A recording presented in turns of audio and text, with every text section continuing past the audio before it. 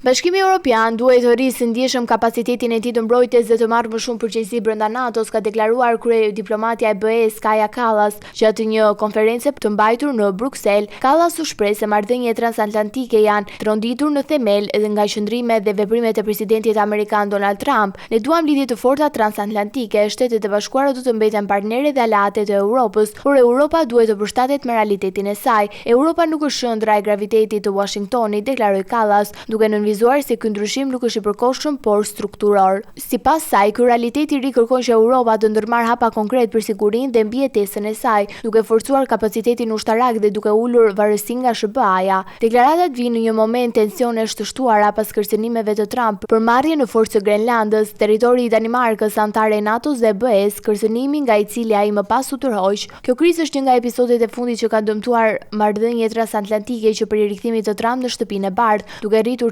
për Europën për forcimin e autonomisë strategjike dhe mbrojtjes së pavarur. Megjithatë, Kallas tek Senato mbetet themeli i sigurisë europiane, duke sqaruar se përpjekjet e BE-s duhet të jenë plotësuese dhe jo konkurruese me aleancën. Ajo insistoi se Europa duhet të marrë një rol më të madh brenda NATO-s, veçanërisht në një kohë ku SBA-ja po e zhvendosin fokusin e tyre strategjik përtej kontinentit evropian, sidomos tani ndërsa SBA-ja po i drejtohet syt përtej Europës. NATO duhet të bëhet më europiane për të ruajtur forcën e saj, për këtë Europa duhet të veprojë, tha Kallas. Vendet europiane kanë rritur ndjeshëm buxhetet e mbrojtjes që prej pushimit rus të Ukrainës 4 vite më parë dhe nën presionin e Trump për dakord vitin e kaluar për të rritur objektimin e shpenzimeve të NATO-s. Paralelisht, BE-ja ka prezantuar iniciativë që të parashikojnë investime shtesë deri në 800 miliardë euro në fushën e mbrojtjes. Por sekretari i përgjithshëm i NATO-s Mark Rutte u ka deklaruar ligjvënësve europian se është iluzion të mendohet se kontinenti mund të mbrohet pa Shtetet e Bashkuara, duke riafirmuar rolin kyç të Washingtonit në sigurinë euro-atlantike.